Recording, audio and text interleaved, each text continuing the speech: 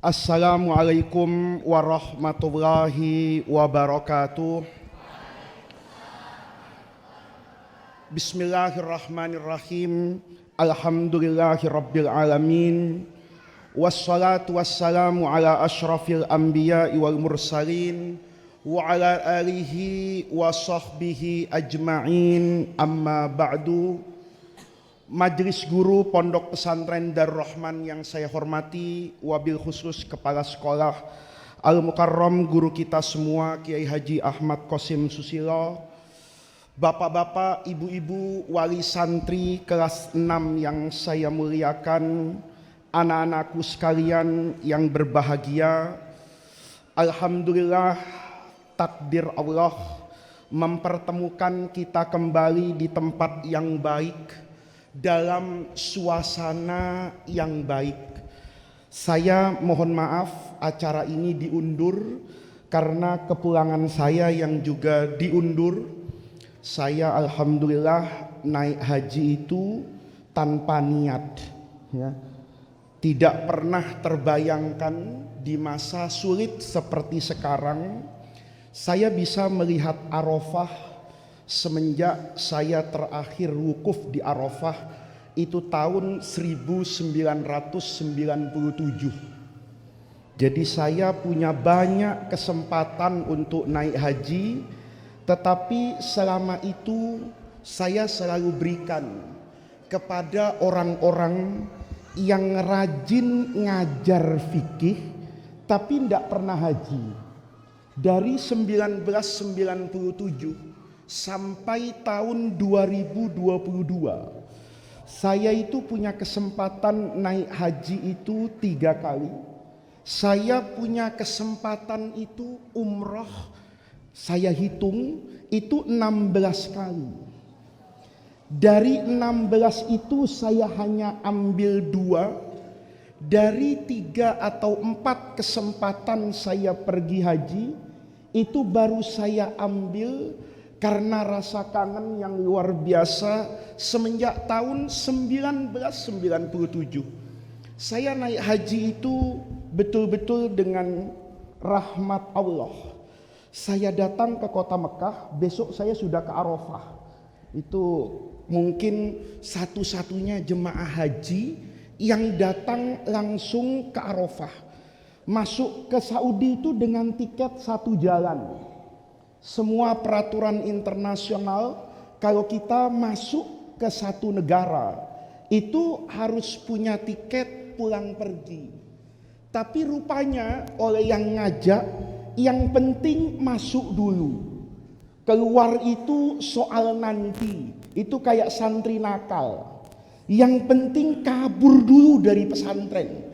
Yang penting keluar dulu dari pesantren. Soal nanti baliknya itu biar yang ngurus orang tua. Jadi saya masuk ke imigrasi. Teman-teman sekalian, saya mohon maaf, saya juga tidak pamit sama majelis guru. Karena apa? Karena saya naik pesawat itu hari Selasa atau hari Rabu, saya lupa. Itu pesawatnya terbangnya Saudi itu jam 19:05, 7:05. Saya masuk ke bandara itu kerennya, di terminal VVIP sama Pak Mahfud MD, sama Pak Menteri Pemuda dan Olahraga. Ada banyak pejabat tinggi yang mungkin mau pergi kemana-mana, saya ditaruh di bandara VVIP itu.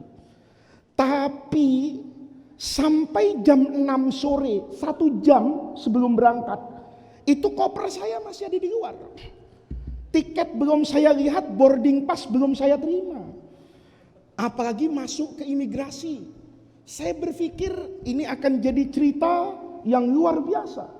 Karena alhamdulillah saya bersama begitu banyak pimpinan pondok pesantren besar yang diberi kesempatan untuk haji. Ada Kiai Abdul Hakim Mahfud, pimpinan pondok pesantren Tebuireng. Ada Kiai Raden Azaim, itu pesantren Salafiyah Syafi'iyah di Asam Bagus. Ada Kiai Abdul Ghafur Maimun, itu pesantren Al Anwar di Sarang. Ada Kiai Izzuddin Abdurrahman Khudori, itu pesantren Tegal Rejo. Kebetulan sahabat saya semua. Ada kiai alim yang banyak sekali buku-bukunya dalam bahasa Arab dan dicetak di Timur Tengah. Kiai Afifuddin, itu beliau pimpinan pondok pesantren Tambak Beras di Denanyar, Jombang. Saya bilang sama mereka, ini kalau kita balik besok kemudian ngaji lagi di pondok, wah ini viral nih ya. Orang yang tidak berangkat ke Mekah, tapi begitu jam 6 lewat 30 menit mungkin, itu ada petugas imigrasi, dikatakan bapak-bapak kiai silahkan naik pesawat, paspor kita dicap di situ, kita diantar dengan mobil sampai ke tangga pesawat. Naik ke situ, saya baru merasa mau ke Mekah. Ya. Saya baru telepon Pak Kiai, kata Pak Kiai, gimana Is? Jadi Bi. Itu bener jadi. Saya sudah ada di dalam pesawat. Sampai di sana, saya bertanya, ini sudah masuk nih, kapan pulangnya? Kata yang ngurus, pulangnya insya Allah nanti Pak, kira-kira tanggal 17. Saya bilang benar tanggal 17? Mudah-mudahan. Nah, dari wajahnya saya kan nggak yakin juga ini. Besoknya bilang tanggal 19, besoknya bilang tanggal 20. Tapi itulah yang paling enak hidup itu adalah percaya bahwa apa yang menjadi takdir kita itu adalah pilihan yang terbaik. Apa yang menjadi bagian dari Allah kepada kita itu adalah sesuatu yang paling baik. Orang yang paling bahagia itu orang yang bisa berdamai dengan takdirnya. Orang yang paling beriman itu adalah orang yang seandainya diberi kesempatan agar waktu ini bisa berputar kembali, dia tetap memilih apa yang dipilihkan oleh Allah kepada orang tadi. Itu kunci bahagia. Maka ketika dikatakan tanggal 22, saya ingat dengan santri-santri saya kelas 6 ini. Saya cepat kasih tahu sama Irfan, Ustadz Irfan, tolong acara yang mestinya kemarin itu diundur hari ini. Kenapa? Saya dalam haji itu, bapak-bapak, itu tidak pernah lupa dari wajah santri-santri saya. Saya setiap, ya dulu nggak inget ya, dulu nggak inget ya. Beberapa tahun belakangan ini, saya selalu menghadirkan wajah santri baru. Santri baru ketika masuk ke pesantren ini, seperti kamu 6 tahun lalu. Saya masih ingat bayang-bayang itu. Ada air mata yang tumpah, ada jeritan hati yang bergemuruh, ada duka di sana. Itu saya selalu ingat. Kenapa? Karena baru belakangan ini saya menyadari bahwa tarekat yang paling afdal itu adalah belajar dan mengajar. Ada banyak orang tanya sama saya, Gus, tarekatnya apa? Saya mungkin punya tarekat. Dulu mungkin saya akan berbangga, saya baiat dengan tarekat fulan, saya punya sanad zikir dari Syekh fulan. Tapi hari ini saya sadar tarekat yang paling afdal itu adalah tariqatut ta'lim wa ta'allum. Tidak ada di dunia ini anak-anakku dan bapak wali murid sekalian yang harus kita banggakan, yang mendapatkan jaminan dari Allah itu melebihi yang namanya tariqatu at-ta'lim wa ta'allum. Dulu ada seorang tabi'in namanya Qais bin Kathir. Dia itu tinggalnya di Damaskus. Sebelum Sayyidina Abu Darda itu pindah ke Damaskus menyebarkan ajaran Islam di Asyam, Qais bin Kathir itu datang dari Damaskus ke Madinah.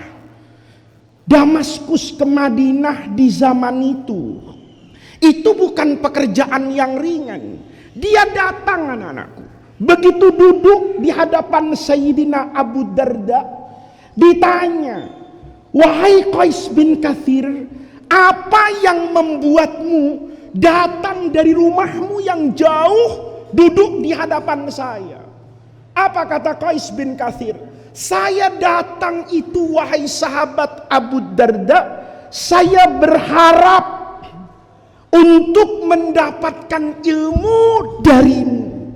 Maka Sayyidina Abu Darda, anak-anakku, kemudian meriwayatkan hadis, ama wallahi, demi Allah, karena kamu tidak datang di hadapan saya kecuali karena engkau berharap mendapatkan ilmu dari Rasulullah, maka saya riwayatkan hadis yang anak-anakku pelajari dulu di Darul Rahman ketika pertama kali masuk ke pesantren ini. Man salaka tariqan yaltamisu fihi ilman sahhalallahu lahu bihi tariqan ilal jannah. Kamu sudah melangkahkan kaki dari Damaskus, ribuan kilo kau datang ke Madinah, maka kata Sayyidina Abu Darda, sejauh langkah kakimu, seberat itu penderitaanmu, maka itu nanti yang akan memudahkan jalanmu menuju surga. Bapak Ibu tentu tahu dalam bahasa Arab yang namanya tarekat itu kan jalan. Tarekat itu jalan. Kalau zikir itu namanya tarekat, kalau ilmu syariat itu namanya madhab. Saya ikut madhab Syafi'i itu kenapa? Ya karena saya ingin mendapatkan ilmu yang tidak saya ragukan bersumber dari Al-Imamu Asy-Syafi'i. Kenapa saya ikut tarekat Syadziliyah misalnya? Karena saya yakin dengan sosok alim besar Sufi Agung Imam Abul Hasan As-Sadzili. Dengan harapan ikut tarekat ini zikir saya semakin bagus. Dengan harapan saya ikut madhab ini, pemahaman saya kepada agama semakin benar. Sama anakku dengan orang yang salaka tariqan, itu tarekat dijamin sama Allah. Kalau belajar dan mengajar itu akan memudahkan jalan menuju surga. Kemarin saya ziarah ke makam Imam Malik di Madinah. Saya jadi ingat dengan satu kisah dulu. Imam Malik itu punya murid yang hebat, namanya Abu Muhammad Al-Fihri, Abdullah bin Wahab Al-Maliki. Itu faqih besar. Kalau disejajarkan dalam madhab Imam Syafi'i, itu sudah sama dengan Imam Rafi'i, dengan Imam Nawawi. Bahkan Abdullah bin Wahab ini hidup sezaman, bertemu dengan Imam Malik. Waktu ngaji dulu di Madinah, Abdullah bin Wahab ini menelaah kitab itu di Masjid Nabi. Karena beliau sedang menelaah kitab, baca kitab. Satu ketika Imam Malik masuk ke masjid itu. Begitu ngelihat Abdullah bin Wahab sedang menelaah kitab, tiba-tiba Abdullah bin Wahab ini berdiri mau melakukan sholat apa itu? Sholat sunnah.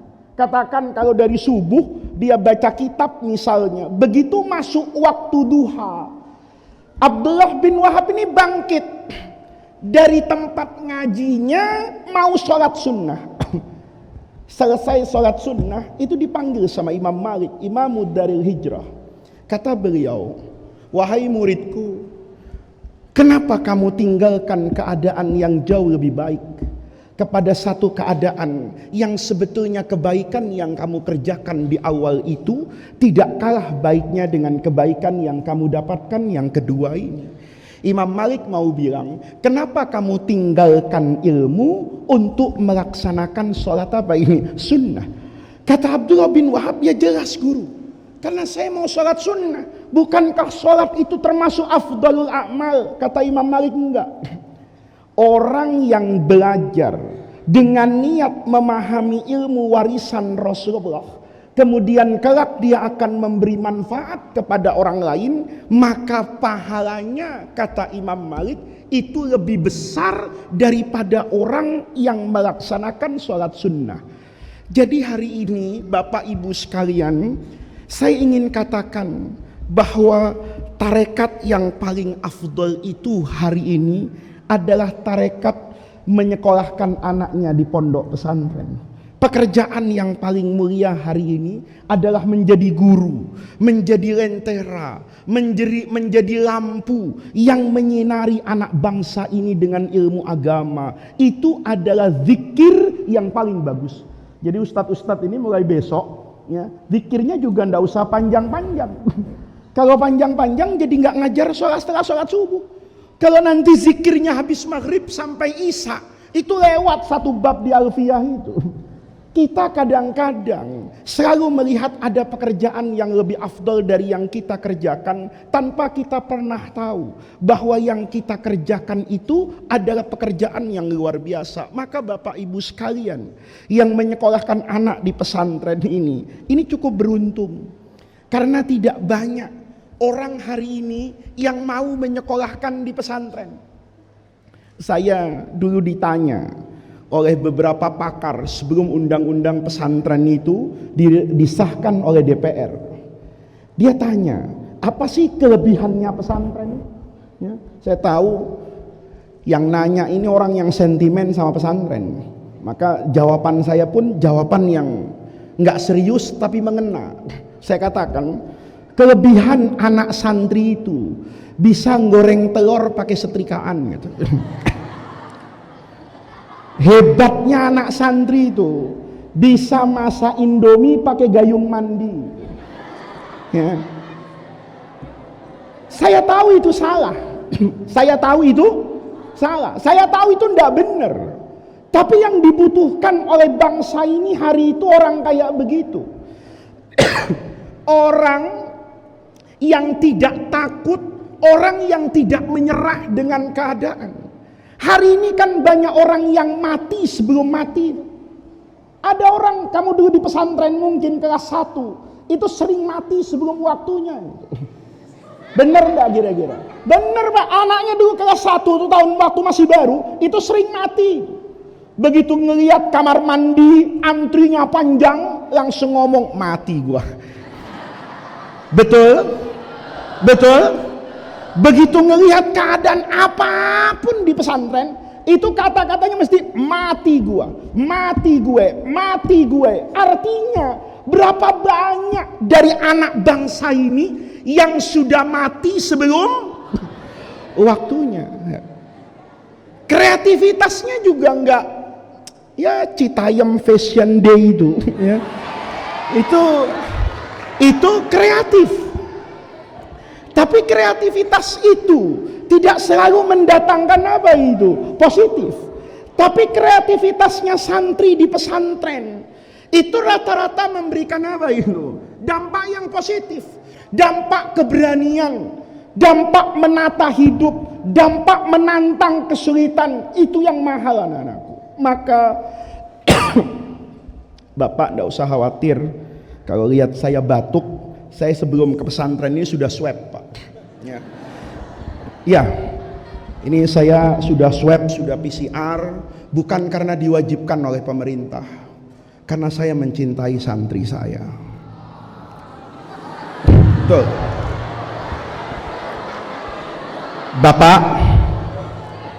Bapak tahu, di pesantren ini orang yang paling keras soal vaksin itu saya. Orang yang paling berada di garda terdepan soal vaksin. Sampai ada orang yang sesat berpikir itu, bilang Gus Faiz itu sales vaksin. Kalau saya jadi sales vaksin, saya sudah nggak jadi wakil pengasuh dari Rahman, Pak. Saya sudah beli apartemen Shangri-La di Singapura, ya kan? Ngapain capek-capek ngajar kayak gini, keringetan, ya kan? Gajinya dengan ongkos nyuci jasnya nggak cukup itu, Pak. Iya. Saya ingin sampaikan kepada bapak-bapak makna tarekat mengajar tadi. Saya orang yang paling keras Pak soal vaksin, dan saya orang yang paling keras soal PCR. Bapak tahu, ketika pandemi itu sedang hebat-hebatnya, semua pengajian saya berhentikan Pak di luar, tanpa kompromi.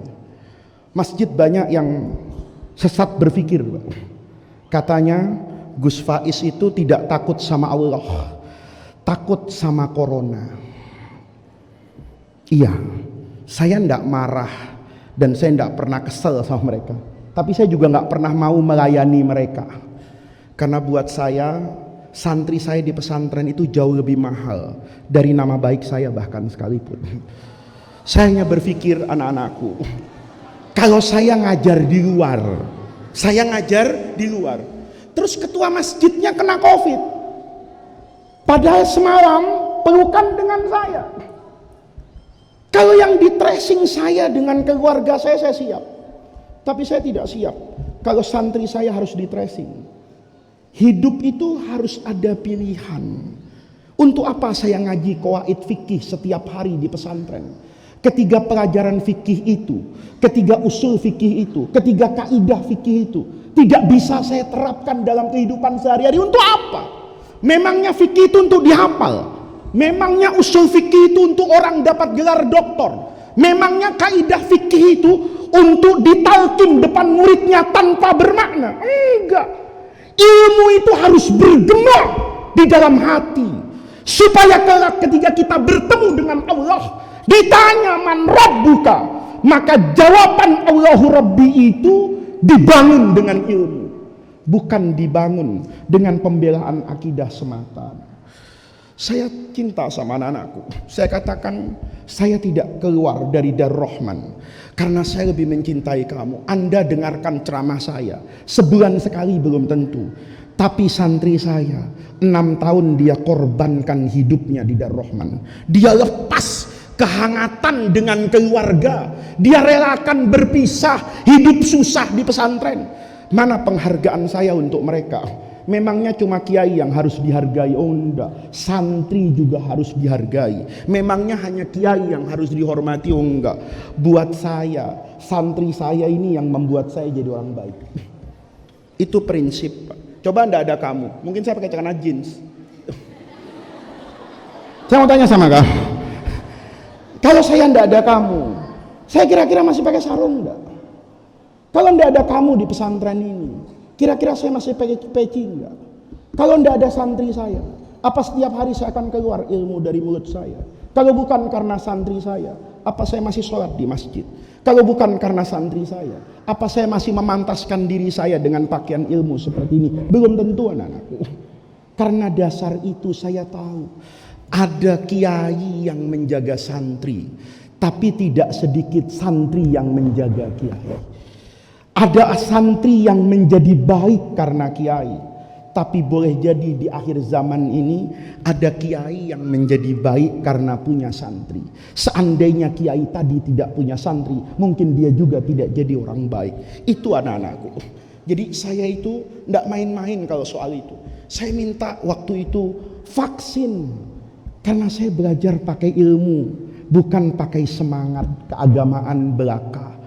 Saya bapak-bapak itu karena cinta sama santri saya itu ngaji vaksin dari tahun 2010. 12 tahun saya ngerti apa itu tripsin. Saya ngerti apa itu dunia pengobatan. Sehingga ketika obat-obatan modern itu dengan segala hiruk-pikuknya itu tidak masuk di otak saya. Kenapa? Karena otak saya itu dibentengi dengan ilmu. Ada banyak orang yang mungkin nih, makanya kamu harus ngaji yang benar. Itu salah dalam beragama. Tahu salah dalam beragama? Ada orang bilang begini sama saya, Gus, zaman Nabi itu ada taun. Zaman sahabat itu, termasuk sahabat hebat Mu'adz bin Jabal, Abu Ubaidah Amir ibnil Jarrah, itu meninggal kena wabah di taun Amwas. Nanti anak-anakku kalau punya uang, ya sudah bayaran di Darur Rahman, ya anak yatim sudah dikasih uang semuanya sudah kamu infakkan, duitmu masih banyak aja. Berangkat ke Jordania. Di Jordan sana, dari ibu kota Jordan tuh nggak jauh kok. Mungkin hanya 1 jam kamu akan sampai ke bekas taun Amwas. Di situ banyak kuburan sahabat yang besar-besar. Mu'adz bin Jabal yang masyhur itu meninggal kena wabah.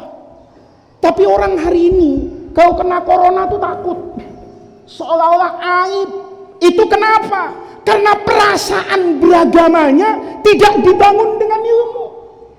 Kalau dibangun dengan ilmu, kena taun itu biasa, kena wabah itu biasa.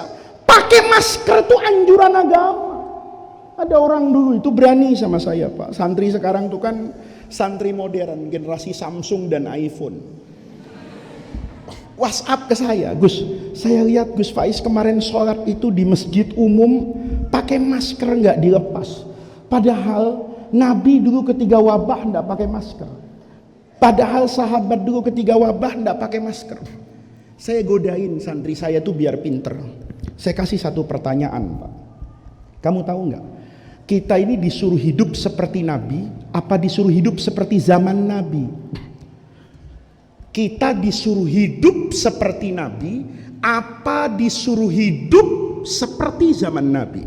Nih, kalau kita disuruh hidup seperti zaman Nabi, haji naik unta. Haji naik unta. Kalau saya suruh hidup seperti zaman Nabi, subuh-subuh siwakan. Betul enggak? Betul. Pertanyaannya, Nabi itu siwakan karena siwakan, apa karena siwak alat yang terbaik pada masa Rasulullah untuk membersihkan gigi? Saya mau tanya sama kamu, orang bersiwak itu karena siwaknya, apa nadzafatul fami? Ketika malam misalnya Nabi katakan kepada istri tercinta Aisyah Ummul Mukminin, wahai istriku, siapkan siwak besok pagi. Seandainya di Madinah waktu itu ada Alfamart, ya, ada Alfamart, ada Unilever, kira-kira yang disiapkan Ummul Mukminin itu kayu siwak, apa sikat gigi Oral-B dan Pepsodent? Saya mau tanya sama Anda, itu bukan liberal, itu bukan keluar dari pakem agama. Kamu ngaji kan di Bidayatul Mujtahid kelas 5? Kenapa Imam Abu Hanifah dengan Imam Syafi'i itu berbeda pandangan soal niat mandi dan niat wudhu? Kata Imam Abu Hanifah, mandi itu, mandi besar, junub, itu kata Imam Abu Hanifah tidak perlu niat. Kata Imam Syafi'i harus niat. Kenapa? Kamu baca kan di Bidayatul Mujtahid, kata Imam Abu Hanifah, mandi dan wudhu itu ibadah makulatul makna, bisa diterima oleh logika, maka tidak perlu niat. Imam Syafi'i bilang mandi dan wudhu itu ibadah mahdhah ghairu ma'kulatil makna, maka dia butuh dengan yang namanya niat. Ketika saya pakai itu ilmu dalam keseharian, siwak itu ibadah mahdhah apa ibadah makulatul makna? Sederhana kan Pak? Coba lihat. Ini saya bukan sedang ceramah aneh-aneh. Saya sedang katakan kepada Bapak, kalau anak Bapak belajar dengan benar di pesantren, maka dia punya thamaratul ilmi. Dia punya buah ilmu. Buah ilmu itu apa? Semua yang dipelajari itu menjadi petunjuk hari ini. Supaya nanti anak-anakku setiap gerak langkah itu dibangun dengan ilmu. Ketika seperti saya jawab, santri saya itu dengan pertanyaan tadi terjebak, ya kita harus hidup seperti zaman Nabi. Oh yaudah, kalau hidup seperti zaman Nabi, tolong besok kalau naik haji dan umroh, naik apa itu? Naik unta. Insya Allah sampai musim haji tahun depan belum nyampe dia. Ya, salah-salah untanya mati kepanasan di India, kan begitu toh? Atau mati kedinginan nanti ketika musim dingin. Ketika saya katakan kita itu hidup harus seperti Nabi. Yang saya baca dalam sejarah, ya saya kemarin ke medan perang Uhud, itu juga sedih bapak-bapak. Bapak-bapak lihat jemaah haji dan jemaah umroh hari ini. Kalau ke Uhud itu konsentrasinya ke Jabal Rumat. Tahu Jabal Rumat? Gunung di mana pasukan Abdullah bin Rawahah yang 50 itu kemudian tergoda sama urusan dunia. Semua orang ke situ selfie. Lupa ada banyak tempat yang lebih mendatangkan keberkahan di belakang medan perang Uhud itu. Tempat di mana Rasulullah bertahan ketika gigi gerahamnya terluka. Tempat di mana Rasulullah bertahan ketika di Abu Sufyan itu berteriak dari medan Uhud, kami sudah balas kekalahan di Badar. Tapi kita hari ini sering beragama itu katanya, beragama itu ikut orang tanpa punya dasar yang kuat dalam beragama. Maka bapak-bapak, ketika saya mewajibkan anak-anakku kemarin dalam kondisi yang seperti itu, saya sebenarnya sedang mengajarkan bagaimana orang itu berakselerasi, melakukan harmonisasi antara ilmu dengan realita kehidupan. Di perang Uhud itu Rasulullah baca dalam kitab Asy-Syama'il Al-Muhammadiyah karangan Imam At-Tirmizi itu, Nabi itu pakai baju perang, Pak. Baju perang lapis baja itu yang tipis, itu Nabi pakai.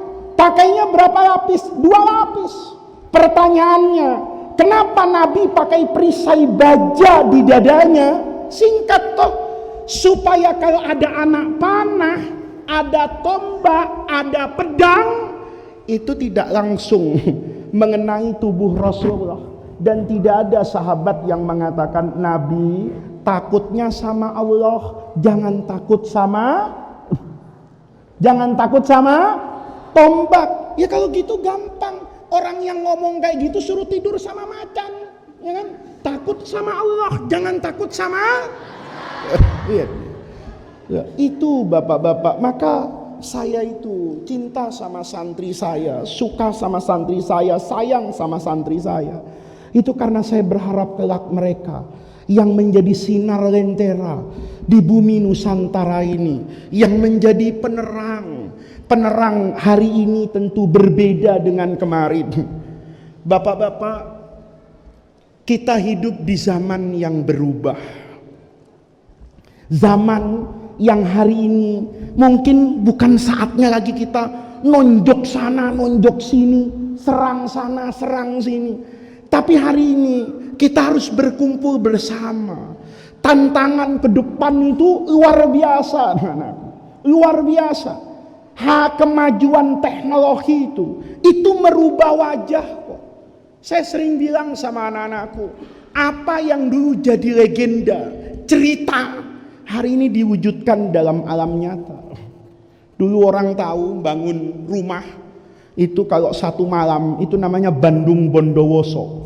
Ketika jatuh cinta sama Roro Jonggrang, kata Roro Jonggrang, kamu boleh nikahi saya, tapi syaratnya kamu harus bangun 1000 candi.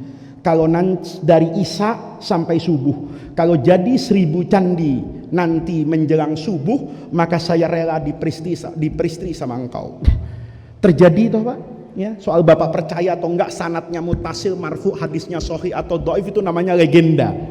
Terjadi. Bandung Bondowoso dengan kesaktiannya itu bangun candi itu. Hampir selesai Pak. Panik perempuannya. Kemudian dinyalakan obor sehingga ayam itu berkokok menandakan terbitnya fajar. Kesel, ditendangin candi itu jadi Candi Sewu, ya, dekat Candi Prambanan. 1 malam bangun 1000 candi itu hanya ada dalam cerita masa lalu. Tapi hari ini orang Cina di Changsha itu bisa bangun gedung 50 lantai itu 17 hari. Kita 1 lantai fondasinya belum selesai 17 hari itu. Ya, apalagi kok galinya pakai apa itu? Iya, hari ini teman saya cerita di Israel itu sekarang bangun apa-apa udah pakai printer. Printer yang dulu cuman kita pakai ngek di kasir, itu memberi ilham bagaimana semua itu nanti bisa dicetak, semua itu cepat. Zaman ini terus berubah. Anak-anakku hari ini masih wajib beli munjid. Wali muridnya juga tahu itu harganya mahal, Pak. Berapa munjid sekarang harganya? 600.000? 400.000. Al-Munawirnya 300.000, 200.000. Jadi 1 paket kamus berapa? 600.000. Sekarang kamu diwajibkan beli kamus itu. Tapi mungkin 10 tahun yang akan datang tidak saya wajibkan lagi. Saya mau tanya nih sama guru-guru. Ini Rizky S2, Hilman S2.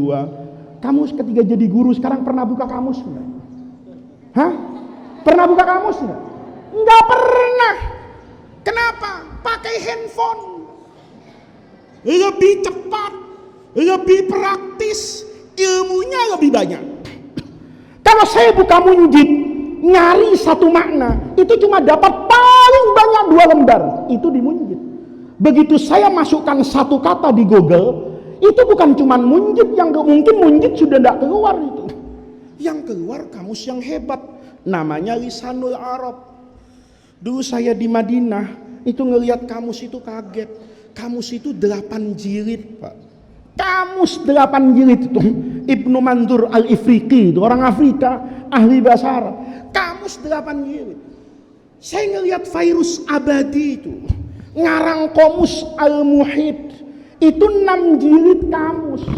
Saya dulu mikir, Masya Allah, wong Fathul Mu'in aja punya saya tipis. Ya, itu isinya Wiki. Masa ini kamus isinya 6 jilid. Tapi kamus yang berjilid-jilid itu sekarang ada di mana? Ada di kantong saya. Hari ini tidak ada orang tanya, Fathul Qorib harganya berapa? Yang orang tanya, Fathul Qorib itu berapa mega? Betul nggak kira-kira? Betul nggak kira-kira? Kalau saya 10 tahun yang akan datang masih mewajibkan kamu beli Munjid dan Fathul Qorib, mungkin kamu nggak akan ada yang mau masuk ke pesantren ini. Kenapa? Karena SD-nya udah berubah. Anak SD sekarang nih, apalagi alumni COVID ini, ya, itu sudah pakai e-books, Pak. Jangankan SD mahal, SD negeri sekarang itu sudah pakai apa itu? Teknologi. Sebentar lagi orang sudah nulisnya itu digital. Mungkin 2 tahun yang akan datang itu papan tulis se-Indonesia diangkat sama Mendiknas, diganti pakai papan Samsung. Betulan, bolpennya pakai Samsung, layarnya yang nggak usah pakai penghapusan, ngapusnya pakai tangan tapi bersih. Bahkan mungkin yang akan datang itu nggak usah pakai layar, cukup tembok putih disorot dari kamera handphone, guru semua bisa ngajar, qiraah rasyidahnya tampil dengan terang, benderang, jelas dan menarik. SD-nya kayak gitu. Masuk sini, kamu saya suruh beli Fathul Qorib yang kebetan, yang lepasan itu. Saya pikir semua santri Darman akan balik itu, Pak. Kita sekolah SD sudah zaman modern. Kenapa kembali ke sahabat Utsman bin Affan saya sekolah di sini, kan begitu. Orang yang baca tulisan Indonesia, ya loh Pak, kita sudah maju, kenapa balik ke zaman Gajah Mada? Betul enggak? Betul enggak? Itu perubahan. Itu perubahan zaman. Maka anak-anakku harus belajar yang serius. Nanti fikihmu itu bukan lagi kunut, enggak kunut. Saya kemarin itu diajak haji itu, bapak-bapak. Itu saya pikir diajak enak-enakan. Ternyata kepala saya pusing betul. Kenapa pusing? Disuruh mikir fikih haji abad 22 nanti. Bagaimana melontar jumroh? Kalau pakai buku fikih, Pak, mati semua orang di jumroh. 2 tahun lagi ini, kalau tidak ada COVID nih, berdoa mudah-mudahan tidak ada corona. Itu pemerintah Saudi mau membuka kapasitas haji dari yang asalnya 3 juta itu menjadi 10 juta. Pertanyaannya, bagaimana nanti wukuf di Arafah 10 juta orang di titik yang sama, di jam yang sama, dan nanti setelah maghrib bergerak ke tempat yang sama namanya Musdalifah, kemudian mabit di tempat yang sama sampai tengah malam, kemudian setelah tengah malam itu berangkat ke Mina 10 juta orang, melontar di jumroh yang segitu-segitu aja, jumlahnya 10 juta orang. Bagaimana tawaf ifadah yang hari ini saja dengan physical distancing 1 juta orang, itu pemerintah Saudi menutup lapangan bawah tawaf itu kecuali orang yang pakai ihram dan tawaf ifadah. Saya disuruh mikir, lontar jumrohnya itu kapan nanti Pak Faiz? Yang paling pas. Dulu orang zaman Pak Kiai Syukron itu mengeluarkan fatwa melontar jumroh qabla zawal, mestinya habis duhur. Sekarang qabla zawal. Saya baca fatwa hari ini, melontar jumroh sudah muntasoful lail. Itu enak betul itu, ya. Tengah malam sudah lontar jumroh Aqobah, jam 1 malam sudah nafar awal ke Mekah balik. Itu fikih anak-anak. Kalau nanti 10 juta, yang 8 juta itu haji tamattu, maka ada 8 juta kambing yang harus dipotong. Pertanyaannya, ditaruh di mana? Di Masyairil Haram di Mina 8 juta kambing. Kalau nanti ada 8 juta kambing di situ, maka orangnya tidak bisa mabit di Mina. Kenapa? Kepenuhan sama siapa itu? Kambing. Lah itu fikih anak-anakku. Itu perubahan zaman nanti. Kalau hari ini misalnya anak-anakku sederhana, sewa menyewa, ya sewa rumah, ya sewa mobil. Sekarang di dunia yang modern itu sewa menyewa rahim, Pak. Ada orang perempuan ya, sibuknya luar biasa jadi Perdana Menteri misalnya di Inggris. Atau wanita karir mengatakan, Pak Faiz, kalau saya hamil, karir saya hilang. Saya akan cuti lebih dari 1 tahun. Kedudukan saya sebagai CEO yang terhormat di New York diambil orang. Lalu, saya kepengen punya anak, tapi tidak mau hamil. Bagaimana caranya? Bagaimana caranya? Ya gampang, Pak. Ini kan sudah dewasa semua. Saya ambil sperma suami saya ambil ovum saya, kita adon jadi satu, jadi zigot. Kemudian setelah ini siap dan enak, hebatnya lagi anak-anakku bisa milih ini sekarang. Hidungnya mau mancung atau enggak? Matanya mau biru apa enggak? Dan itu bisa matching loh. Kalau dulu kan enggak matching, ya. Kulitnya hitam, matanya biru, serem. Kalau di Eropa cantik, kulitnya putih kemerah-merahan, matanya biru. Ini sudah aswad, pakai jidan, ya kan? Matanya biru, dilihat orang serem dah kira-kira. Bisa diperbaiki DNA. EQ-nya mau pinter apa enggak itu bisa dimodifikasi. Bisa bayangin tuh, kalau anak bisa dipesan, enak nggak kira-kira? Enak nggak? Hah? Rambutnya mau yang ikal, dia cari DNA orang tuh. Mana sih yang rambutnya suka ikal? Oh ini rambutnya ikal-ikal, diambil DNA-nya, disuntikan kepada apa ini? Kepada zigot tadi yang buat rambut lurus tuh diambil dengan teknologi. Saya mau walaupun bapaknya hitam, ibunya hitam, tapi kulit anak saya putih. Ambil saja DNA-nya orang yang berkulit apa ini? Putih. Saya ingin punya tingkat intelektualnya kayak orang pintar zaman Presiden Habibie. Diambil DNA Pak Habibie yang menghasilkan otak yang apa ini? Cerdas. Dimodifikasi. Dimasukkan ke orang ketiga.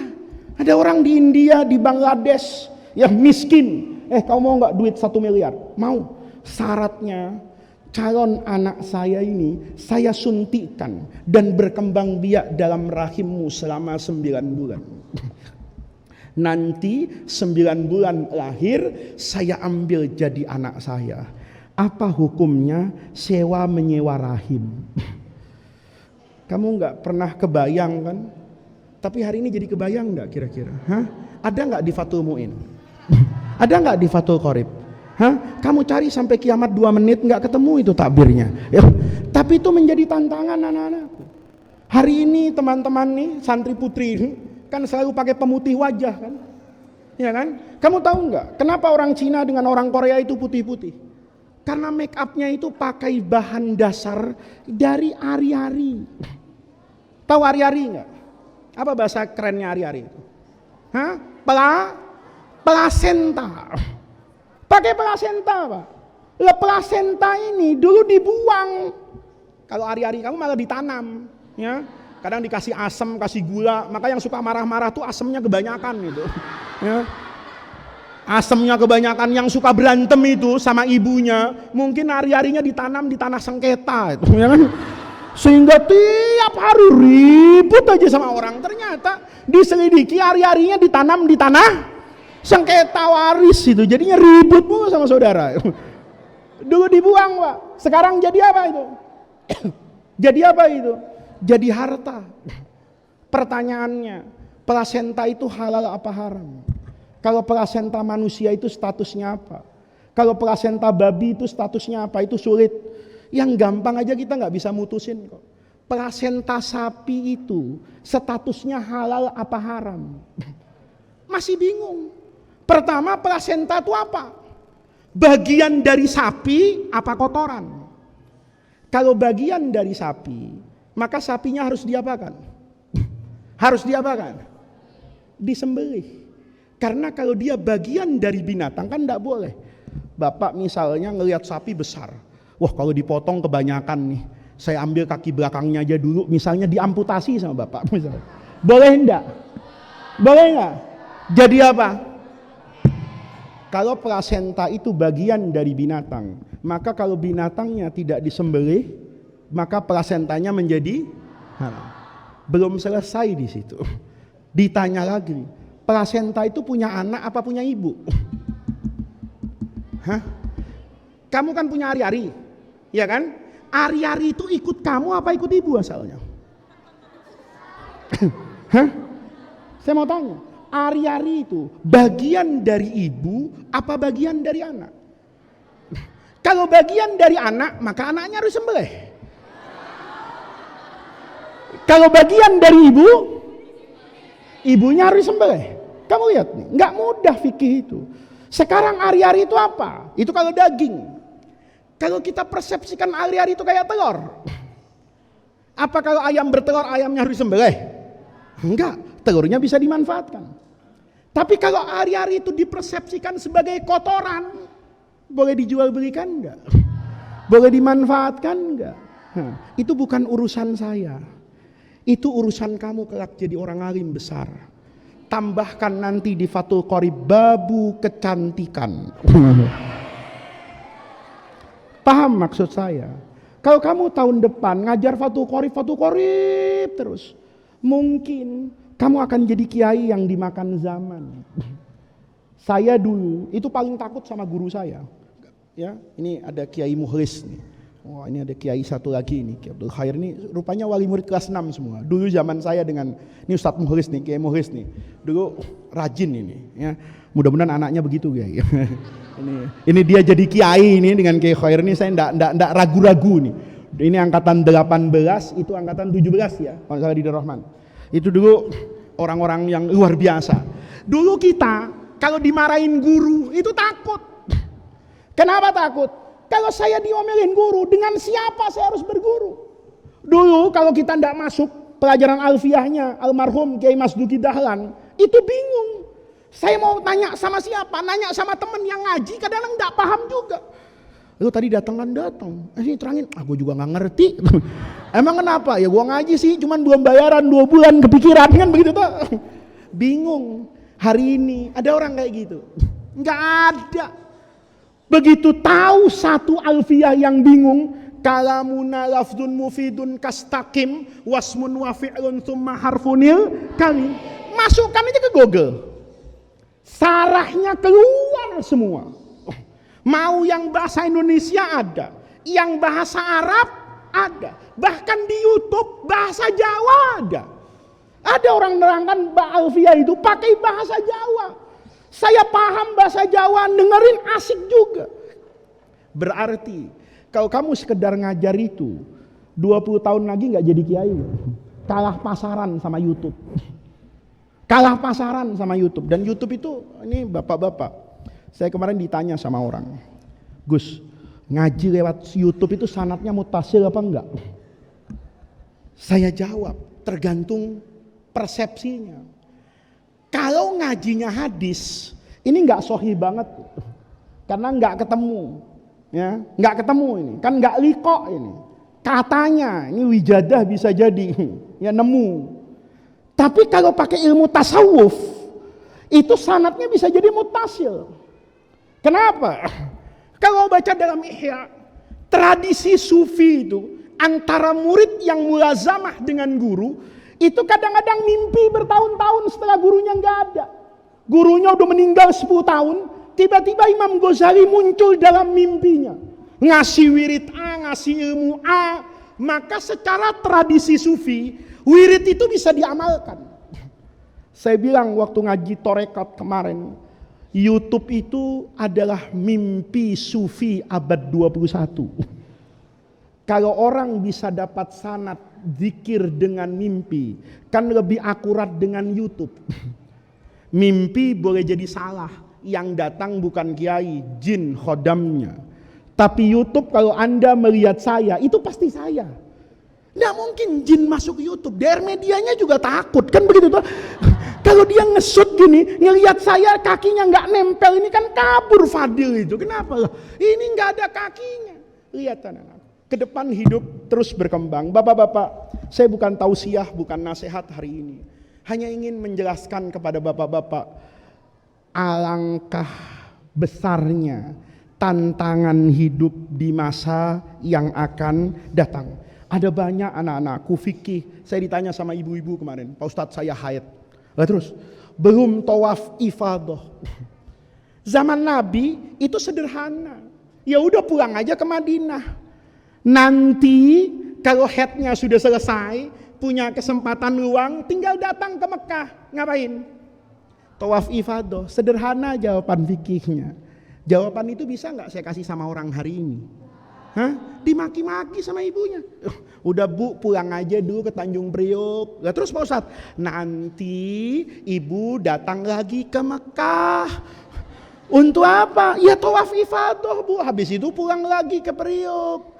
Kata ibu tadi, ya Allah Pak Ustadz, saya haji ini tanah warisan separuh hilang, saya jual.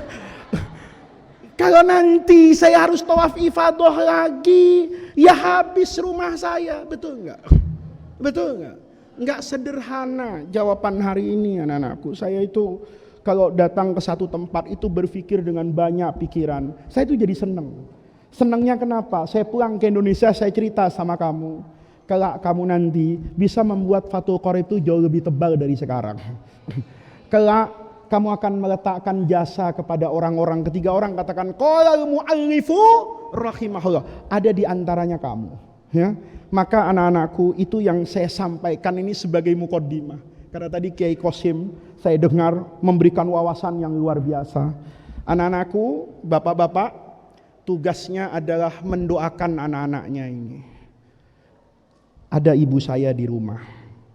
Saya dulu kalau sekolah itu semua mata pelajaran dengan gurunya itu saya kasih ke ibu saya.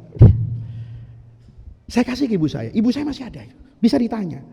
Pelajaran A gurunya A, pelajaran B gurunya B. Saya kasih semua sama ibu saya. Saya suruh apa ibu saya? Saya suruh sholat duha. Tanya ibu saya. Saya suruh puasa. Puasa Senin ini niatnya bahasa Arab, nahu. Gurunya A. Puasa Kemisnya niatnya sorof, gurunya si ini. Kalau sholat duha bacakan Fatihah buat guru saya. Itu ibu saya masih ada. Ya, cuman yang nanya satu aja perwakilan, ya. Jangan nanti ngetok-ngetok, assalamualaikum Bu Nyai, apa betul dulu disuruh baca Fatihah? Ya benar, satu pulang. Terus nanti ngetok-ngetok, Bu Nyai apa betul lama-lama ibu saya tidak sholat? Ya kan? Kenapa? Kebanyakan jawab salam. Tanya sama ibu saya. Jadi Bapak, usaha itu ada dua. Dan doa orang tua itu amalan yang luar biasa.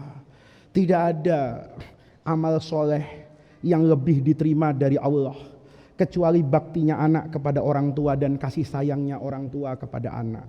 Jadi bapak-bapak nih nanti pulang mintain nih sama anak-anak nama gurunya. Aib Pak. Kalau nanti anaknya ditanya, anaknya lebih parah lagi. Kak, kamu belajar alfiyah, belajar. Siapa nama gurumu? Tahu, ya kan? Ustadznya nggak menarik Pak. Ustadznya nggak market friendly, ya kan?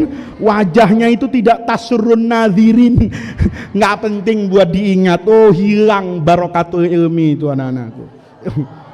Hilang barokatul ilmi itu. Barokatul ilmi itu ma'asyaikh.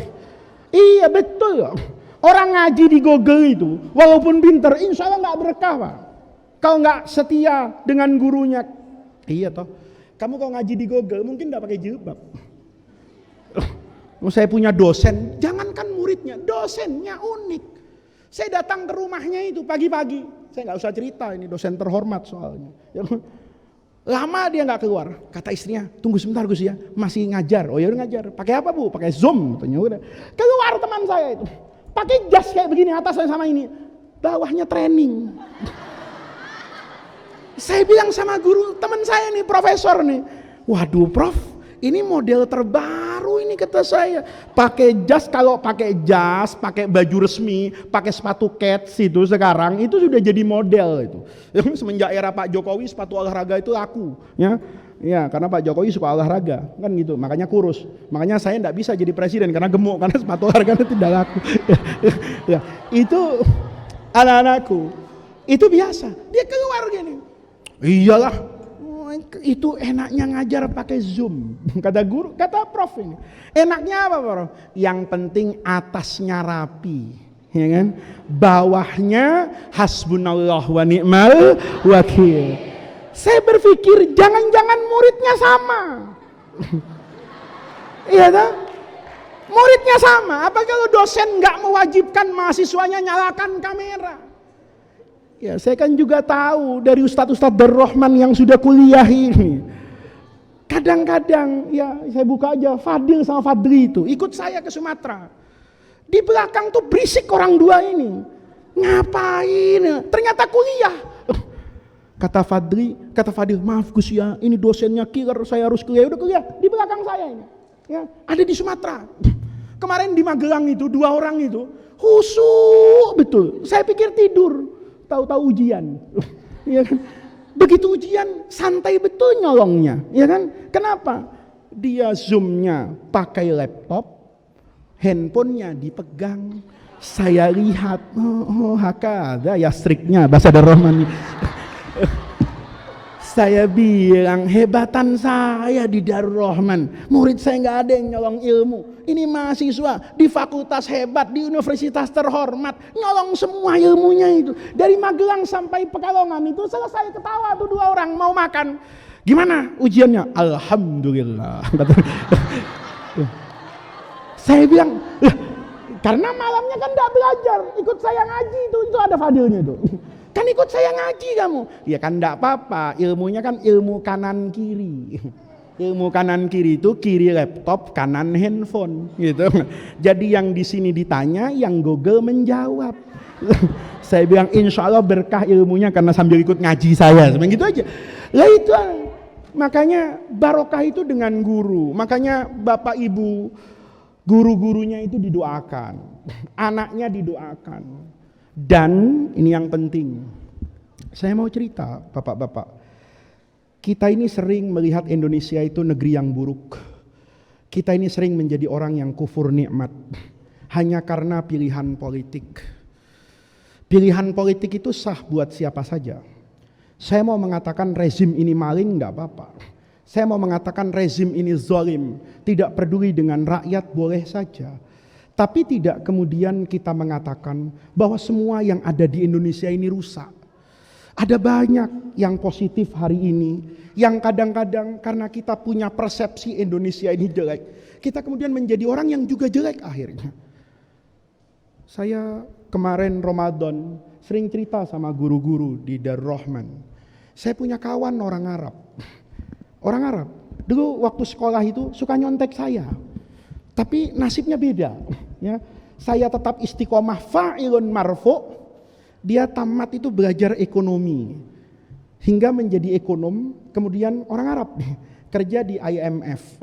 Pernah jadi anak buahnya Sri Mulyani waktu beliau jadi managing director IMF di Amerika. Itu WhatsApp saya, panggil saya Muhammad. Muhammad, saya baca APBN Indonesia. Ada yang unik kata dia.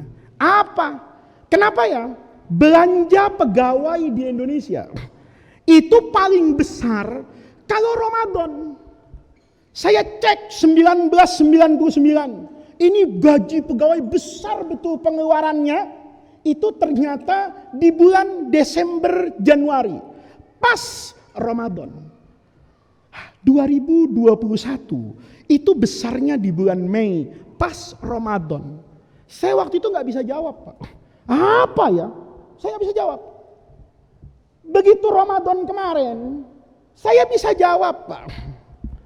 Kenapa? Saya baru tahu, oh iya ya, ternyata APBN kita keluar paling banyak Ramadan menjelang Idul Fitri karena di Indonesia ada THR. Negeri muslim mana, Pak, yang ada THR-nya? Yuk, saya belajar di negeri Wahabi, Saudi itu. Tidak ada THR. Saya udah tanya sama guru saya, orang yang mengabdikan dirinya di Fakultas Syariah di Universitas di Madinah itu. Saya tanya, Syekh, kalau Ramadan dapat hadiah enggak? Enggak ada. Paling dapat halawatul Id, nilainya hanya 10% dari gajinya. Saya datang ke Roksu Ahli Sunnah wal Jamaah di Mesir itu, Al-Azhar. Saya tanya sama orang Mesir, di Mesir ada THR enggak? Jawabannya enggak ada. Di Indonesia bukan cuma ada, kalau ada pegawai nggak dikasih THR, itu perusahaannya bisa ditangkap polisi, kejahatan gitu, Pak. Jadi sejelek-jeleknya negeri kita, kalau urusan THR itu terbaik, Pak. sejelek-jeleknya negeri kita, kalau urusan THR, saya mau tanya sama bapak-bapak, negeri muslim mana di dunia yang paling bebas mengajarkan agama Islam? Saya mau tanya sama bapak-bapak. Ada orang di Arab Saudi berani buka pengajian lewat jam 10 malam di masjid. Speaker dalam, di dalam masjid lewat jam 10 malam. Diapakan, Pak? Dibubarkan sama polisi. Bapak bikin pengajian di Mesir, nutup jalan. Jangankan jam 1 malam, habis maghrib nutup jalan. Kira-kira diapakan? Kira-kira diapakan? Hah? Kira-kira diapakan? Ditangkap polisi. Darul Rahman Mulutan nyusahin tetangga kanan kiri, ada yang ditangkap di sini. Saya ceramah Mulutan sampai 1:30 malam. Suaranya melengking, kiainya 10, habibnya 20, acara dari asar sampai 2:30 malam. Ada yang berani bubarin? Ayo saya tanya, ada di negeri Islam orang boleh berceramah semau-maunya sampai mau subuh. Ada orang boleh mengumpulkan orang sebanyak-banyaknya tanpa izin di negeri muslim manapun. Saya tidak sedang membela siapa-siapa. Saya sedang ingin mengatakan kepada bapak-bapak, kalau kita selalu mengatakan ini salah, ini sulit, jangan-jangan kita termasuk orang yang kufur dengan nikmat Allah. Apa yang ingin saya sampaikan Bapak? Ini ada Kiai Qasim, guru saya. Ada Kiai Mukhlis, ada Kiai Abdul Khair, semuanya ada. Di era kita nih, Ustadz Mukhlis nih, tamat Darul Rahman, rata-rata kuliah apa ngabdi?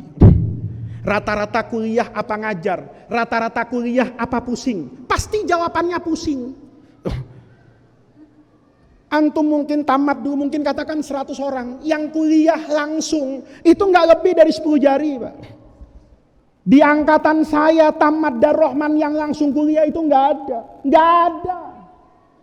Orang bisa kuliah tamat pesantren itu luar biasa. Tapi tadi Kiai Qasim itu mengajarkan kepada kita apa yang tidak bisa dilakukan oleh santri sekarang dengan menggunakan fasilitas negara. Anak Darul Rahman nih, saya nggak bicara yang kemarin, bicara yang sekarang. Ada nih di Jagakarsa ini, diterima di IPB, fakultasnya ekonomi bisnis. Dulu zaman saya mau masuk UIN waktu itu YIN itu harus beli ijazah. Ijazah Darul Rahman dulu kalau dibawa ke YIN dihina orang. Kenapa? Ijazahnya pakai bahasa Arab. Nggak ada Indonesianya sama sekali. Yang tanda tangan Pak Kiai. Dulu di YIN itu kalau daftar ditanya, ini ijazah apa Yasin Fadilah? Betul Pak. Ada teman saya itu ditolak. Kalau cuma ditolak nggak bisa Pak, ini ijazah swasta, enak. Diledek. Katanya, kamu nyobek Dalailul Khairat halaman berapa ini? Dibilang halamannya Dalailul Khairat. Hari ini anak Darul Rahman itu kalau mau berusaha dengan doa, itu bisa sekolah kemana-mana Pak. Bisa sekolah kemana-mana. Ada yang sekolah ke Fakultas Ekonomi dan Bisnis. Itu Fadil tuh. Dulu sebelum ikut saya, itu cita-citanya mau ngaji ke Yaman. Nggak tahu kenapa setelah ketemu saya, dia masuk Fakultas Ekonomika di UI. Kenapa? Cita-citanya berubah dia. Kata Fadil, kalau yang mimpin rotib adat banyak Gus. Nah, terus kamu mau? Saya mau memimpin rotib ekonomi Indonesia. Cita-citanya kan bagus. Kata dia Pancasila itu 4 sila itu beres. Ketuhanan yang Maha Esa itu beres. Kemanusiaan yang adil dan beradab itu beres. Persatuan Indonesia itu beres. Kerakyatan yang dipimpin itu beres. Tapi ada satu Pancasila yang belum beres. Itu adalah keadilan sosial bagi seluruh rakyat Indonesia. Iya, keadilan sosial juga tafsirnya beda anak-anakku. Ada anak SD itu menulis surat Pak sekarang ke gubernur di satu provinsi. Bukan minta keadilan sosial, tapi minta ke apa namanya handphone tuh kalau di atasnya kita nggak ada. Oh, minta keadilan sinyal bagi seluruh rakyat Indonesia. Betul, minta keadilan sinyal bagi seluruh rakyat Indonesia. Betul. Saya puasa Idul Fitri kemarin itu nganterin Pak Kiai ke satu daerah di Madura. Itu sinyalnya hilang, Pak. Hilang, nggak bisa ada sinyal. Saya perasa ya Allah masih di Madura ini. Provinsinya masih Jawa Timur. 1 jam saya ketemu dengan Surabaya. Tapi sinyalnya nggak ada. Dia mau belajar bagaimana ekonomi bangsa nanti lebih hebat. Masuk ke UI. Dulu era saya, jangan masuk ke UI. Masuk ke IAIN itu prestasi. Presnya itu pakai shot. Pres. Itu prestasi banget itu. Itu asli pakai shot sulit.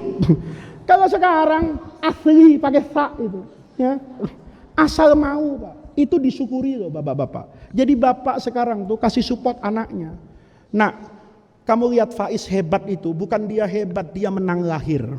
Karena dia lahir duluan dari kamu, maka kamu sekarang jadi murid saya jadi guru saya.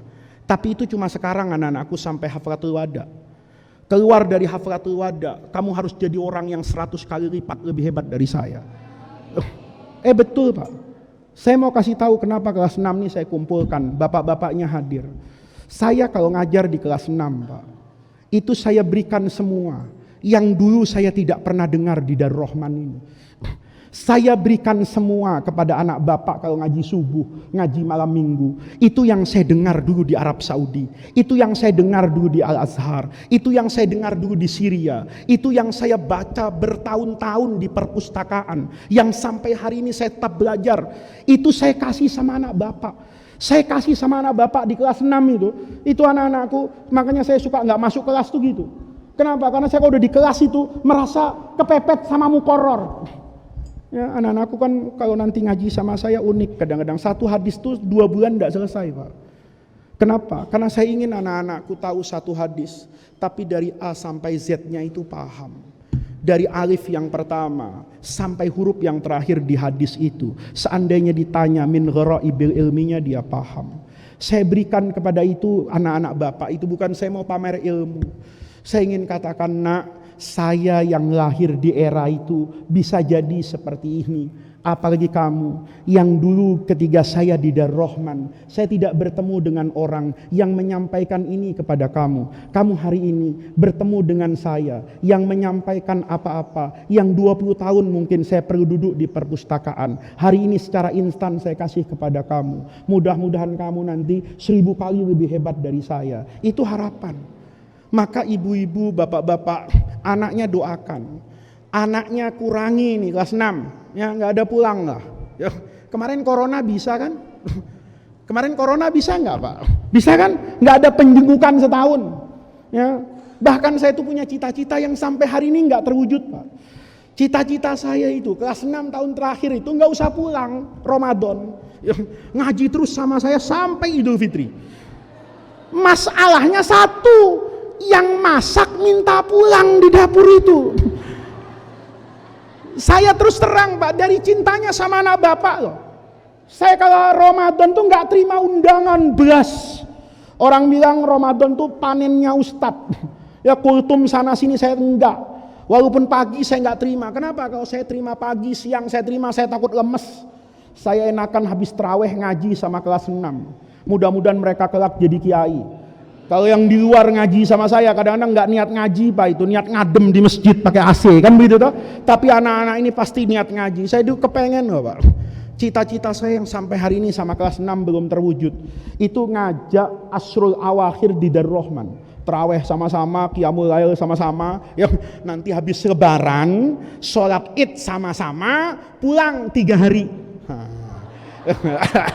Pulang 3 hari. Ya nanti di situ bisa zikir sama-sama, bisa wirid sama-sama. Cuma yang belum ketemu sampai hari ini itu tukang masaknya Pak.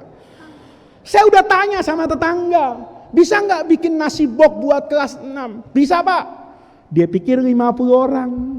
Sekarang kelas 6-nya 400. Begitu kan? Gurunya yang jaga 20, 420 buka sama sahur. Wah Pak, kalau awal Ramadan bisa. Tapi kalau Asrul Awakhir nggak bisa. Kenapa? Saya mau mudik, Pak. Saya mau menikmati Lebaran, nggak bisa. Tapi saya tetap punya keinginan satu hari. Santri Darur Rahman itu yang kelas 6, kalau perlu udah nggak boleh pulang, Pak.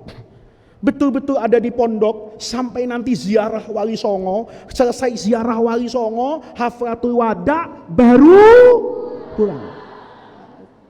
Rendemannya lebih bagus itu, ya. Tapi itu belum terwujud. Jadi bapak-bapak, anaknya didoakan, bapak-bapak nabung, ya. Kunci sekolah itu nggak sulit, ya. Ada anak kita di Rusia, Pak. Hebatnya sudah bawa adiknya ke Kazakhstan, ya. Siapa namanya? Andrean. Andrean itu, saya ngomong, Andrean itu anak nggak punya, Pak. Hidupnya di pesantren itu penuh dinamika. Saya pernah datang ke pengadilan, Pak, untuk bela Andrean. Itu polisinya P21 masuk ke pengadilan. Tanya sama Hilman nih. Saya datang ke kejaksaan mulai BAP. Saya datang, saya belain anak itu. Anak enggak punya dari Bengkulu. Begitu tamat Darur Rahman, ngajar di SD. Penting. Di SD di Banten. Ya saya seandainya suruh ngajar SD juga langsung mundur saya. Dia bilang, Gus saya pamit. Mau kemana kamu Andrian? Saya dapat tugas ngajar di Banten. Ngajar apa? Ngajar SD. Ya terus mau kamu? Ya mau lah. Wong tugas dari Kiai. Wong tugas dari Kiai, berangkat dia ke Banten itu. Masih sering video call sama saya itu. Saya kepengen lihat kayak apa tempatnya di pelosok itu. Ya betul. Ada kandang ayam, ada pohon bambu, mungkin jinnya masih separuh itu di situ. Kan itu. Kayak saya bilang, kamu di situ udah. Dia nggak pernah cerita, Pak, sama saya. Dukanya nggak pernah dia ngomong sama saya. Itu anak nggak punya loh. Tapi seumur hidupnya di Darur Rahman nggak pernah menunjukkan kemiskinannya kepada saya. Tidak pernah menunjukkan kepengen dapat belas kasihan dari saya. Walaupun dia tahu saya itu orang yang paling gampang dimainkan hatinya. Makanya saya tuh tidak pernah mau ngurus santri. Karena kalau saya ngurus santri, bubar pesantren ini. Kamu minta izin sama saya, pasti saya kasih. Pasti saya kasih. Gus saya mau pulang, pasti saya kasih. Kebanyakan baca Ya Arhamar Rahimin. Ya. Allah itu Rahman, Rahim. Anak bapak tahu nggak? Kalau ujian sama saya, Pak, saya bocorin ujiannya. Soalnya ada, jawabannya ada, malah saya suruh milih anak bapak tuh. Ini soalnya susah nggak kira-kira? Kalau ada yang susah, kamu bilang ya, Pak Gus, nomor 4 nggak usah. Saya nggak keluarin. Kamu pilih sendiri, kamu hafal sendiri. Karena buat saya, Allah saja ngasih ujian yang paling penting. Menentukan surga neraka, itu soal jawabannya dibocorin sama Allah. Ya kan? Man rabbuka Allahu rabbi, wa man nabiyyuka Muhammadun sallallahu alaihi wasallam, wa ma kitabukal Qur'anul Karim, itu dibocorin sama Allah. Ujian yang paling penting. Nah, ini kalau saya yang mimpin kayak begini ujian, rusak pesantren ini. Semua soal saya bocorin. Gus mana soal ujian matematika? Oh ini rusak. Saya tidak pernah mau itu. Andrean tuh tahu. Kalau saya itu gampang digoda, gampang kasihan sama orang. Tapi dia nggak pernah minta dikasihani oleh saya. Hingga satu hari dia WhatsApp saya, Gus, saya diterima di Rusia. Saya bilang, Rusia? Nggak salah. Bekasi kali, kata saya kan gitu. Saya godain itu. Kalau mimpi jangan aneh-aneh, kata saya. Mentang-mentang di Banten, ngigo. Betul. Saya pura-pura tanya, di mana di Rusia? Di Kazan. Saya searching di Google tuh, ternyata betul ada kota namanya Kazan. Kamu ngapain ke sana? Belajar dirgantara, Bos. Ngapain? Ke pesawat perang. Untuk apa kamu? Cerita dia gini-gini. Kamu bisa bahasa Rusia? Bisa. Dari mana? Belajar. Pakai apa? Pakai internet. Lihat. Nikmal mal, sebagus-bagusnya harta itu, harta di tangan orang yang soleh. Handphone di tangan anak Jakarta yang mudah untuk mendapatkan pulsa, yang mudah mendapatkan belas kasih sayang, hanya habis untuk main game tanpa makna. Tapi uang yang pas-pasan dari gaji guru seorang SD buat Andrean yang tamat Darur Rahman mungkin 4 tahun yang lalu, itu bernilai pulsa itu. Dia belajar bahasa Rusia. Dia punya TOEFL bahasa Rusia. Dia coba masukkan biodata dia ke kedutaan besar Rusia di Indonesia. Dia tes bahasa Rusianya, bagus, ditawarkan untuk sekolah ke Rusia. Kena COVID, nggak berangkat. Habis Covid ditawarkan berangkat, tapi harga pesawatnya mahalnya luar biasa, lebih 50 juta untuk ke sana. Tapi itu hebatnya, saya tahu banyak anak Darul Rahman yang sukses. Saya telepon itu aktivis-aktivis itu, adik-adik kelasmu 20 tahun yang lalu dia butuh pesawat untuk sampai ke Rusia. Berapa Gus sekian? Oh ya, kamu ngomong sama bupati itu di Riau, di Bengkulu. Ini anak Bengkulu bagus gini nih, diberangkatkan pakai uangnya pemerintah provinsi Bengkulu, berangkat ke sana.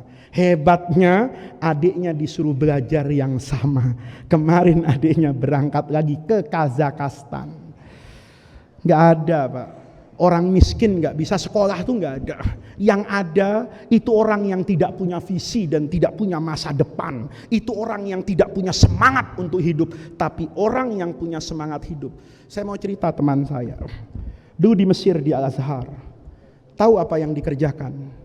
Bikin toge sama dagang tempe. Dagang tempe. Teman-temannya kuliah itu, dia nggak malu tuh bawa tempe ngetok ke rumah mahasiswi. Kalau model kayak gini mungkin gengsinya gede banget. Wah, model kayak gini, wah nggak zamannya, ngetok pintu ke mahasiswi itu, bawa tempe. Mau tempe enggak? Mau beli tempe. Tahu apa yang terjadi? 4 dari saudaranya, ya, berlima dengan dia, itu semua lulusan Al-Azhar University Kairo tanpa membebankan orang tua. Ilmu tempenya diwariskan dari kakak turun ke adik, dagang sama-sama. Ini punya big data di Mesir, pelanggan-pelanggan tempe diwariskan kepada adik ketiga. Adik ketiga bisnis maju, diwariskan sampai adik kelima. Semuanya bisa sekolah tanpa merepotkan orang tua, hanya dari bikin tempe. Paham anak-anakku? Paham bapak-bapak? Jadi ya, kuliah beasiswa terbuka. Anak Darul Rahman alhamdulillah tahun ini yang dapat beasiswa LPDP itu ada berapa ya? Dengan Parung semua mungkin lebih 20 orang ya. Ada 20 orang yang dapat beasiswa dari pemerintah. Nanti yang dapat S2 itu ada, kemarin ada anak santri pamit sama saya, mengundurkan diri dari mengajar kalau tidak salah, karena dia dapat beasiswa S2 tidak di Jakarta tapi di Surabaya ya. Ada yang dapat di Jepang Bapak, ada yang dapat di Uni Emirat Arab ya. Kalau Mesir, Saudi, Syria, Maroko itu biasa ya.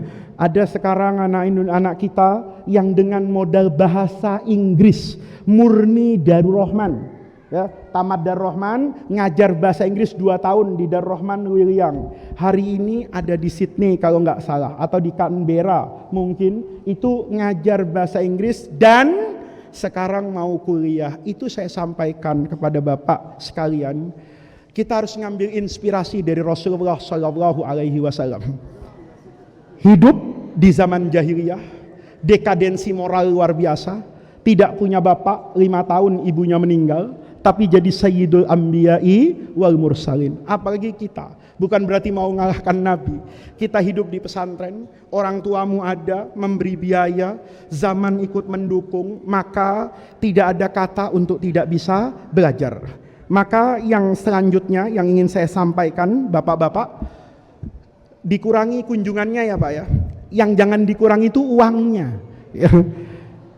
Ya, uangnya dikurangi. Nanti Darul Rahman ini setelah kondisi kayak gini, kita akan atur mudif. Ya, dulu itu kan mudif itu fa'alun lima yurid. Ya, kapan aja wali murid datang, boleh. Dan di sini nggak tanggung-tanggung, dari pagi sampai maghrib. Bawa tikar, udah kayak piknik ke Ragunan kan begitu. Malah lebih afdol ke sini niat iktikaf sekalian di dalam masjid. Apalagi di belakang nanti insya Allah akan jadi, itu bukan gedung ya, atasnya saja yang tertutup, bawahnya itu kita kasih keramik, mungkin kita kasih tanaman nanti ya, kita kasih suasana yang nyaman. Tapi saya khawatir nanti bapak-bapak datang mulai subuh sampai isya gitu.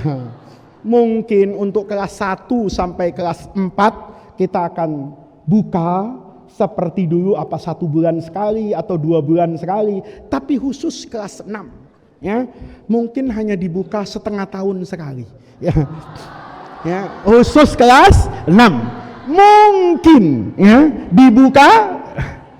Saya mau tanya, kemarin 2 tahun bisa kan? Bisa. Bapak ibunya bisa kan? Bisa. Yang daruratul tubihul mahdurat di pagar kan? Padahal pagarnya udah kita kasih bambu berjarak itu ya.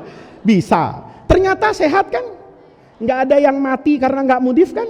Nggak ada yang pingsan, ayan, nggak ada kan?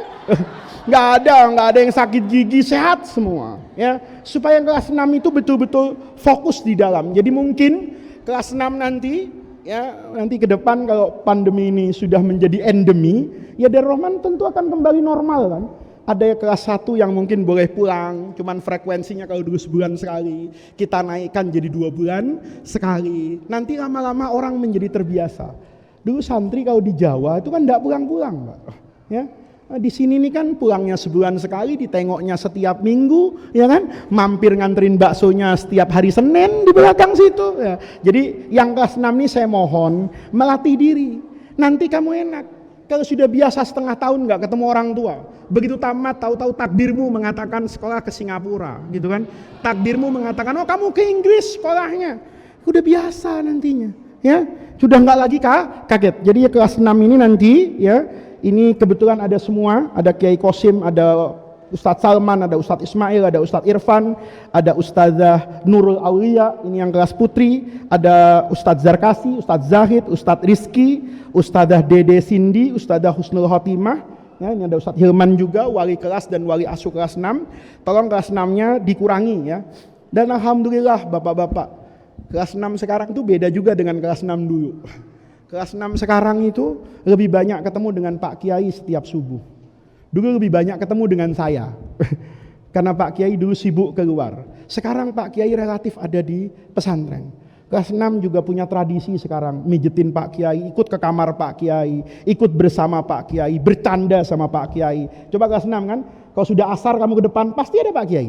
Nanti habis isya keluar, pasti ada Pak Kiai. Habis subuh, pasti sama Pak Kiai. Dulu angkatan jangankan itu, angkatan PM itu sama Hilman Rizki itu lebih banyak ketemu saya lagi di kelas, ketemu saya, kamu hari ini lebih banyak ketemu Pak Kiai. Itu menunjukkan bahwa itu sesuatu yang harus disyukuri. Maka kelas 6-nya jangan sering-sering pulang, jangan sering-sering bengong, jangan sering-sering berpikiran rumah. Pokoknya berpikiran kelas 6 bagaimana nanti saya hafalatul wada tahun depan nilainya mumtaz. Kalau bikin program jayidan aib gitu loh ya. Saya aib dapat nilai 8, masa calon kiai nilainya 8 gitu. Kiai semuanya 9,5 ke atas. Bisa nggak? Bisa nggak? Bisa. Ada syaratnya, mulai sekarang jangan ketawa. Ya, ngapain? Baca buku terus, insya Allah begitu hafal tuh ada ubanan kamu, ya kan? Artinya yang nggak harus seperti itu, tapi itu menjadi cita-cita, ya. Nah, yang terakhir nanti anak-anakku tentu ada biaya ini. Nanti dijelaskan sama Ustadz dan Ustazah. Kelas 6 terakhir ini ada ziarah Wali Songo, ada beberapa keperluan. Itu angkanya di atas 3 juta ya. Di bawah 4 juta. Hah? Ya, di atas 3 juta. Ya, ini ada pesan soalnya. Berapa? Oh, sudah di atas 4 juta hari ini ya. Sudah di atas 4 juta. Karena semuanya naik kan anakku, ya. Iya, semua dunia ini entah suka banget naikin harga, ya. Saya kemarin naik taksi itu berantem sama supir taksi ke satu tempat. Saya lama sekali nggak ke tempat itu. Dulu saya bayar itu 10 real. Saya taruh 10 real, marah orang Arabnya itu. Saya bilang, saya biasa 10 real. Kapan? Cuma 35 tahun yang lalu. 32 tahun yang lalu kata saya. Yahi katanya, tahun itu bensin di Mekah itu 80 halalah, nggak sampai 1 real. Hari ini bensin di negeri kami yang minyaknya kaya itu sudah mendekati 3 real. 3 real itu kan 12.000. Saya mikir-mikir, iya ya. Sekarang semuanya suka naik-naikin. Loh, saya dulu di Saudi anak-anakku, telepon dalam kota itu nggak bayar. Orang Saudi itu nggak ada bayar listrik. Makanya dulu kita kalau sekolah di Saudi itu pas pulang dimarahin sama orang tua kita. Kenapa? Bawa alat listrik yang nggak tanggung-tanggung. Saya dulu kalau mau minum kopi itu setengah menit selesai. Kenapa? Saya punya pemanas air 2000 watt. Kecil segini 2000 watt dinyalain setengah menit udah mendidih itu. dibiarin 5 menit ya Gunung Merapi meledak gitu. Pulang ke sini, saya lupa kalau itu 2000 watt. Saya colokin, langsung turun rumah Pak Kiai itu listriknya. Siapa ini ya? Karena dulu nggak bayar ya, itu jadi 4,5 juta. 4,5 juta itu bukan mahal. Saya pikir Darul Rahman tetap istiqomah. SD 19 juta. 4,5 juta itu besar. Tapi boleh dicicil kan dari awal tahun sampai akhir tahun. Jadi sebenarnya di dunia ini nggak mahal. Yang mahal itu kalau bayarnya tiba-tiba. Bapak, ongkos naik haji sekarang tuh 36 juta. Orang bilang mahal. Enggak. Coba Bapak nabung sehari 10.000. 10.000 sehari. Sebulan keluar angka berapa itu? 300.000. Setahun keluar angka 3.600.000. Itu setahun. 10 tahun 36 juta. Sapi itu mahal harganya, atau kambing mahal nggak harganya? Mahal, 3,5 juta. Kapan? Idul Adha. Coba nabung setiap hari, bisa nggak kira-kira? Nggak bisa. Orang sekarang nggak bisa nabung Pak, karena nabung dikasih ATM, ya kan? Kalau dulu kita nabung bisa, kenapa? Nabungnya di celengan. Kalau mau diambil, dibanting celengannya, maka terbuka semua. Jadi 4,5 juta itu nanti ada uang untuk ziarah Wali Songo, untuk haflatul wada. Dan ziarah Wali Songo tak mulai tahun kemarin itu kita buat berbeda Pak. Ya, saya ikut bis, nggak bawa mobil. Ya, dan nanti tahun depan juga kita ulangi kayak gitu. Di setiap makam wali itu anak bapak bisa berhenti 5 jam. Kalau dulu mau doa itu terburu-buru Pak. Sekarang doa itu tenang betul. Kenapa? 5 jam. Jadi kalau nanti doanya nggak makbul, itu bukan salah saya. Anak bapak tidur waktu tawasul itu. Kenapa? 5 jam. Kalau dulu, kok anak saya udah ziarah Wali Songo, saya begini-begini aja. Iya, keburu-buru doanya. Karena ngejar begitu. Kemarin itu karena saya langsung Pak, ikut mandi di terminal, naik bis dengan anak-anak bapak, ya, sampai utuh sampai Surabaya. Dari Surabaya baru dengan Pak Kiai saya mau istirahat karena udah berhari-hari nggak tidur juga di bis itu. Nah, 5 jam setiap itu nanti kita ajarkan tawasul yang benar, kita ajarkan yang lebih khusyuk. Itu dapat. Jadi anak-anakku ada biaya yang berbeda, 4,5 juta dibagi 12 bulan. Jadi keluar angka kira-kira hampir 400.000 tambahan setiap bulan. Yaitu dibayarkan ke wali kelasnya. Ini yang mungkin saya sampaikan, anak-anakku belajar yang benar, orang tuanya menyiapkan bekal yang cukup, mendoakan anak-anaknya. Ada yang mungkin lulus karena belajarnya, ada juga yang jadi orang alim karena doa orang tuanya. Ada anak-anakku nanti yang Allah berikan yang menggembirakan di Darul Rahman, ada yang tidak diberi menggembirakan di Darul Rahman, tapi dengan ketulusan hati mungkin menggembirakan di luar Darul Rahman. Apapun anak-anakku sekarang belajar yang benar, orang tuanya mendorong anak-anak untuk khusyuk berada di pesantren ini, ya, mengikuti segala aturan, disiplin. Anak-anakku, saya sering bilang, ada dulu orang yang sering ngeselin saya, tapi hari ini saya bacakan Fatihah setiap saya selesai sholat. Saya selalu bilang dalam hati saya, kalau bukan karena mereka yang keras, mungkin saya tidak menjadi seperti hari ini. Kalau bukan karena didikan mereka yang keras, mungkin saya tidak berdiri di atas mimbar seperti ini. Saya bisa seperti ini, itu bukan karena otak saya dan bukan karena kecerdasan saya, tapi didikan dan gemblengan orang-orang yang di masa yang lalu. Sama seperti nasihat Pak Kiai dulu, kalau ada pohon dilempari kotoran, itu bukan berarti kotoran itu akan mematikan pohon, tapi pohon itu justru akan tumbuh dan berkembang. Kalau hari ini ada bentakan, hari ini ada yang digundul, hari ini mungkin ada tangan yang sempat nempel di pipi untuk membangunkanmu dari tidur yang panjang di kelas itu percaya anak-anakku, hari ini mungkin hatimu sulit menerima, tapi 10 atau 20 tahun yang akan datang, kamu akan menjadi paham Kalau bukan karena itu, mungkin saya tidak seperti ini. Kalau bukan karena beliau, mungkin saya tidak berdiri di sini. Itu adalah sunnatullah. Itu adalah jalan hidup. Mudah-mudahan kita berdoa jam'ana hadza menjadi jam'an marhuma wa tafarruqana menjadikan tafarruqan maksuma. Mudah-mudahan semua guru di pondok pesantren Darul Rahman ini dapat menjalankan amanah sebagai guru dengan baik. Anak-anakku yang belajar di Darul Rahman juga bisa menjalankan amanah itu dengan baik.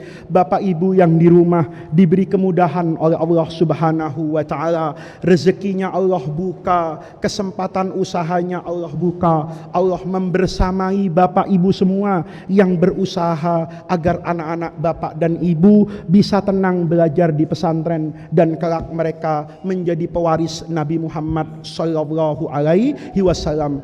Ala hadhihi niyyah wa ala kulli niyatin salihah wa ila hadratin nabiyil mustafa Muhammadir Rasulillahi al-Fatihah. A'udzu billahi minasyaitonir rajim. Bismillahirrahmanirrahim. Alhamdulillahirabbil alamin arrahmanir rahim maliki yaumiddin. Iyyaka na'budu wa iyyaka nasta'in. Ihdinas siratal mustaqim. Siratal ladzina an'amta 'alaihim ghairil maghdubi 'alaihim waladdallin. Amin. Allahumma bihaqqil Fatihah wa bisirril Fatihah wa bi karamatil Fatihah wa bi mu'jizatil Fatihah wa bi jahi man unzilat alaihil Fatihah ya farijal hammi ya kashifal ghammi ya man li abdihi yaghfir wa yarham. Allahumma inna nas'aluka wa natawajjahu ilaika bijahi nabiyyika Muhammadin sallallahu alaihi wasallam nabiyyir rahmah. Ya Muhammad ya nabiyyir rahmah, inna tawajjahna bika ila rabbina fi hawaijina lituqda bi rahmatika ya arhamar rahimin. Ya arhamar rahimina irhamna, ya arhamar rahimina irhamna, ya arhamar rahimina irhamna, ya arhamar rahimina irhamna, ya arhamar rahimina irhamna, ya arhamar rahimina irhamna, ya arhamar rahimina irhamna. Rabbana atina min ladunka rahmah wa hayyi lana min amrina rasyada. Rabbana atina fid dunya hasanah wa fil akhirati hasanatan wa qina adzabannar. Subhana rabbika rabbil izzati amma yasifun wa salamun alal mursalina walhamdulillahi rabbil alamin. Terima kasih atas kehadirannya, mohon maaf atas segala kekurangannya. Wallahul muwaffiq ila aqwamit thariq. Wassalamualaikum warahmatullahi wabarakatuh.